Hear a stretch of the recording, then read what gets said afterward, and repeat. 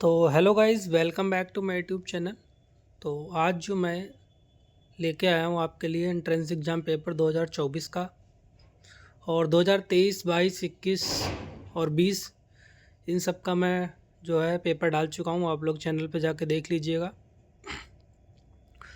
और जो मैं यहाँ पे आंसर आपको बता रहा हूँ वो सारे आंसर जो हैं वो आंसर की से लिए गए हुए हैं, लेकिन आप लोग क्या करें, एक बार उनको वेरीफाई भी कर लें।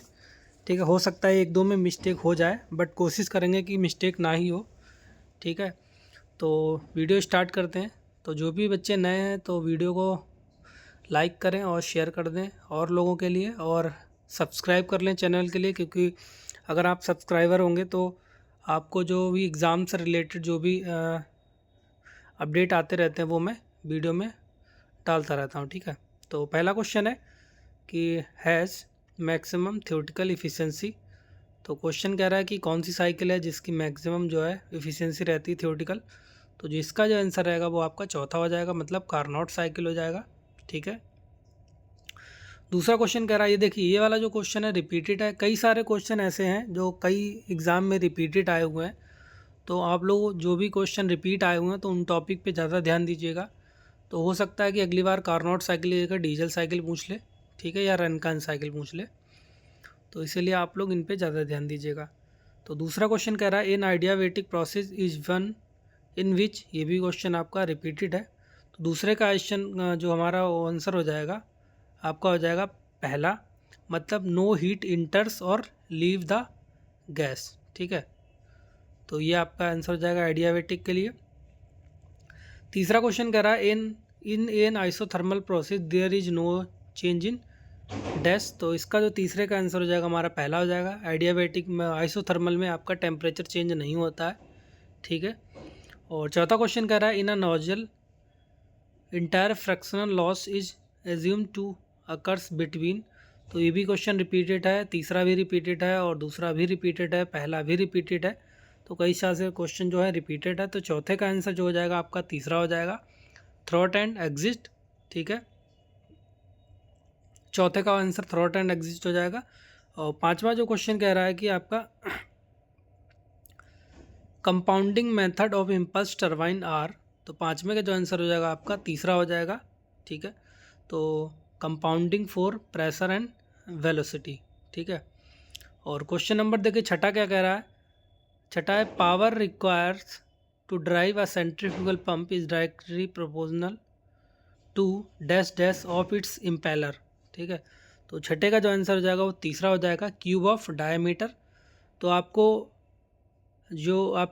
पंप से रिलेटेड जो क्वेश्चंस हैं आपके, पावर किसके इक्विवेलेंट होती है या समानुपाती होती है, ठीक है, डाया, और तो ये आपको देख लेना है। ठीक है, ये आपका एफिनिटी लॉ, आपको एफिनिटी लॉ है, आपको पूरा पढ़ लेना है। एफिनिटी लॉ से आपके हो सकता है कि न्यूमेरिकल आ जाए।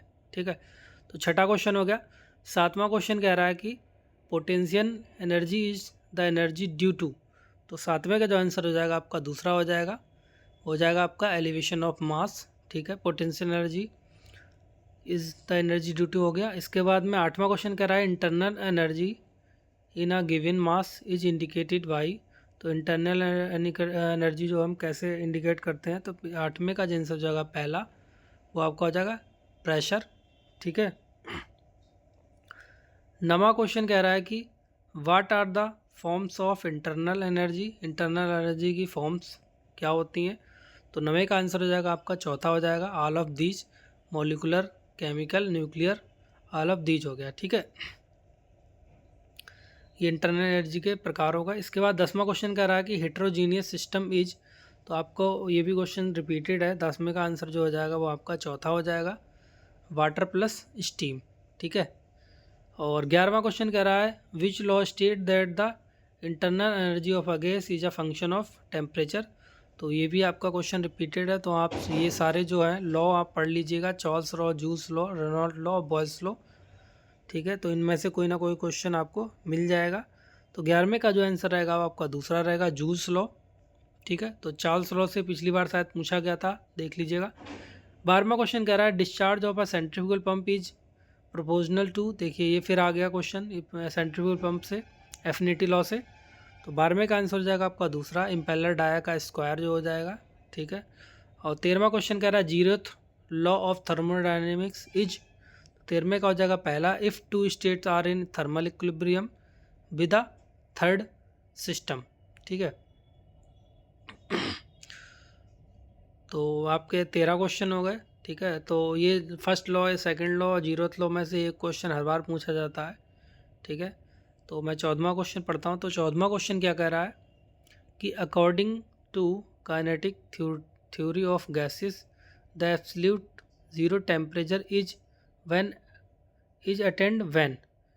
तो गैस के गति सिद्धांत के अनुसार पूर्ण शून्य तापमान तब प्राप्त होता है जब क्या होता है आपका 14वें का तीसरा हो जाएगा, kinetic energy of the molecules is zero, ठीक है।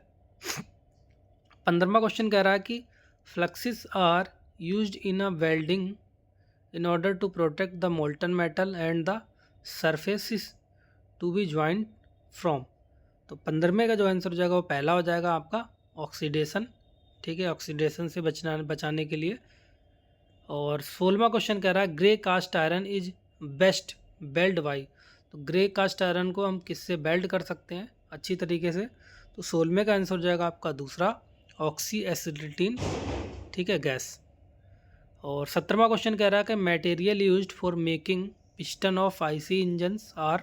तो कौन से मटेरियल जो यूज होता है आईसी इंजन के पिस्टन को बनाने के लिए, तो 17वें का आंसर हो जाएगा वो आपका हो जाएगा चौथा, मतलब ऑल ऑफ दीज, हम आप ये तीनों चीज़ें यूज कर सकते हैं, ठीक है। 18वां क्वेश्चन कह रहा है कि a fluid is said to be ideal if it is.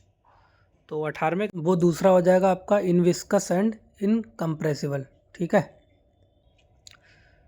तो 19वां क्वेश्चन कह रहा है कि modulus of rigidity is defined is the ratio of, ये भी क्वेश्चन रिपीटेड है।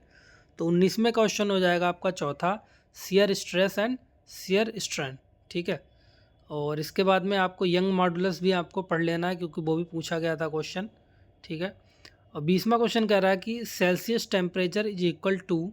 तो सेल्सियस टेम्परेचर इक्वल टू किसके होता है, वो आपका होता है -273.15 केल्विन, ठीक है।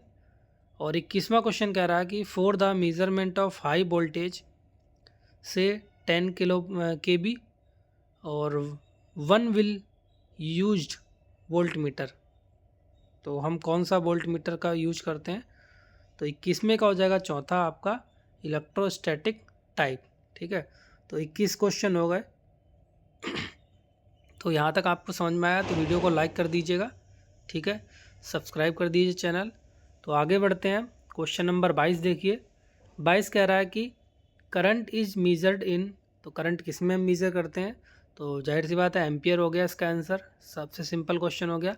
23वां क्वेश्चन कर रहा है the temperature is of a transformer is directly proportional to. तो 23वें का जो आंसर हो जाएगा वो आपका हो जाएगा तीसरा, मतलब एप्रिएंट पावर, ठीक है। 24वां क्वेश्चन कह रहा है कि a 4 pole 3 phase induction motor of synchronous speed 25 revolution per second the frequency of supply to the stator will be. तो इस टाइप का जो क्वेश्चन है मैं ऑलरेडी सॉल्व करा चुका हूँ प्रीवियस वीडियो में, तो वहाँ से आप लोग देख लीजिएगा। तो 24वें का जो आंसर हो जाएगा वो आपको मैं बता रहा हूँ, तो इसका आंसर हो जाएगा तीसरा आपका 50 हर्ट्ज, ठीक है। 25वां क्वेश्चन देखिए। 25वां question, an electric heater draws 3.5 ampere from 110 volt source, the resistance of the heating element would be approximately. तो 25वें का आपको मैं आंसर बता दे रहा हूँ और मैं सोल्यूशन पहले करा चुका हूँ पिछली वीडियो में। तो इसका आंसर हो जाएगा 31 ओम, ठीक है। और 26वां क्वेश्चन कह रहा है यूनिट ऑफ मैग्नेटिक फ्लक्स, ये भी क्वेश्चन रिपीटेड है। तो 26वें का आंसर हो जाएगा वो आपका हो जाएगा पहला, वेबर हो जाएगा, ठीक है। 27वां क्वेश्चन कह रहा है if supply voltage of 3 phase induction motor increased by 2 times then torque will. तो 27वें का जो आंसर हो जाएगा वो आपका तीसरा हो जाएगा, डिक्रीज 2 टाइम, ठीक है। 28वां क्वेश्चन कह रहा है 50 वोल्ट रेंज वोल्ट मीटर है सेंसिटिविटी ऑफ 20K ओम पर volt, total resistance of volt meter bill भी। तो 28वें का जो क्वेश्चन हो जाएगा वो आपका पहला हो जाएगा 1000 किलो ओम, ठीक है। और 29वां क्वेश्चन कह रहा है कि when a fourth register is connected in.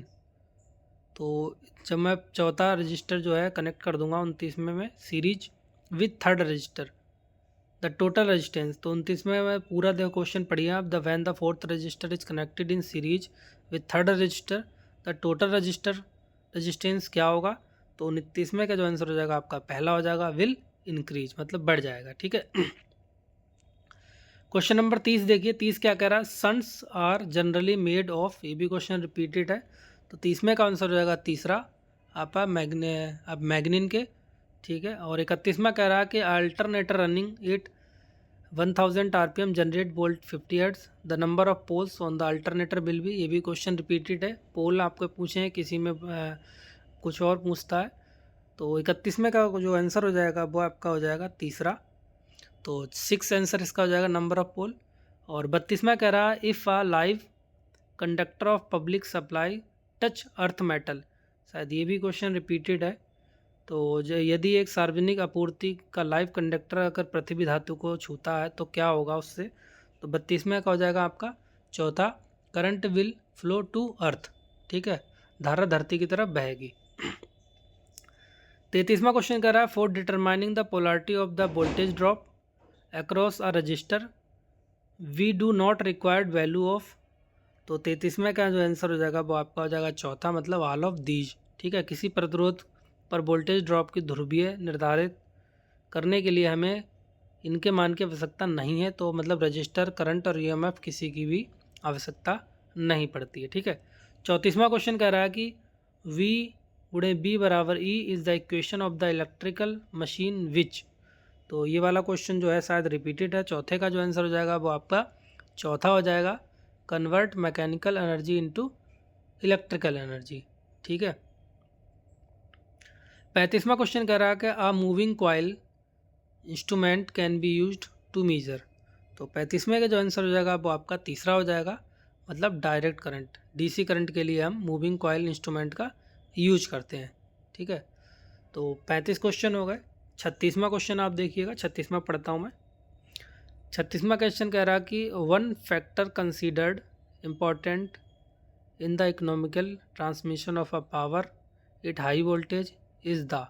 तो 36वें का जो आंसर हो जाएगा वो आपका हो जाएगा चौथा, reduction of conductor cross section. ठीक है। मतलब कंडक्टर के क्रॉस सेक्शन में कमी का कारक है। ठीक है। और 37वां क्वेश्चन कह रहा है कि 37वां कह रहा है the characteristics of a drive for crane hosting. ठीक है। तो क्रेन चलाने के लिए ड्राइव की विशेषता क्या है। ठीक है। तो 37वें का जो आंसर हो जाएगा वो आपका चौथा हो जाएगा कि स्मूथ मूवमेंट होनी चाहिए, प्रीसियस कंट्रोल होना चाहिए, फास्ट स्पीड कंट्रोल होना चाहिए। तो इसका आंसर हो जाएगा आपका ऑल ऑफ दीज। ठीक है। 38वां क्वेश्चन कह रहा है in case of centrifugal pump the starting torque is generally. तो सेंट्रीफ्यूगल पंप के लिए जो स्टार्टिंग टॉर्क हमारा कैसा होना चाहिए।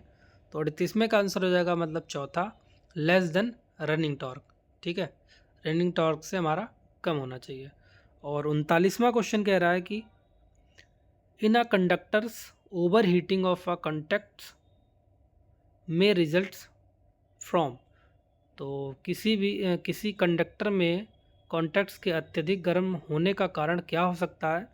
तो 39वें का आंसर हो जाएगा आपका चौथा, मतलब हाई इंडक्टिव लोड हो गया, कॉपर ऑक्साइड ऑन कॉन्टैक्ट हो गया, carrying load continuously for a longer time. तो अगर ये तीनों चीज़ें रहेंगी तो हमारा जो है जल्द से जल्द गर्म हो जाएगा। ठीक है। तो इसका आंसर हो जाएगा चौथा, मतलब ऑल ऑफ दीज। और 40वां लास्ट क्वेश्चन क्या कर रहा है कि transformer cores are built up from laminations rather than from solids metal so that. Transformer के कोर को ठोस धातु के बजाय हम लेमिनेशन से निर्मित होते हैं, जिससे कि क्या होता है आपका 40वें का क्वेश्चन हो जाएगा आपका दूसरा, मतलब eddy current loss is reduce, जिससे क्या होती है भंवर धारा हानि का कम हो जाता है। ठीक है। तो ये तो हो गए 40 क्वेश्चन आपके। ठीक है। और ये सारे जो क्वेश्चन के आंसर है वो मैंने आंसर की से आपको बता रखे हैं। ठीक है। और इसकी अगर पीडीएफ आपको लेनी है तो आप लोग क्या कर सकते हैं कि आप हमसे कांटेक्ट कर सकते हैं। और हमारा मतलब एक मेंबरशिप भी है, आप लोग मेंबरशिप ज्वाइन कर लीजिएगा। ठीक है। और मैं आपको पीडीएफ शेयर कर दूँगा। ठीक है। तो वीडियो को लाइक करें और शेयर करें और कमेंट कर दें। और अपडेट पाने के लिए सब्सक्राइब ज़रूर कर लें। ठीक है।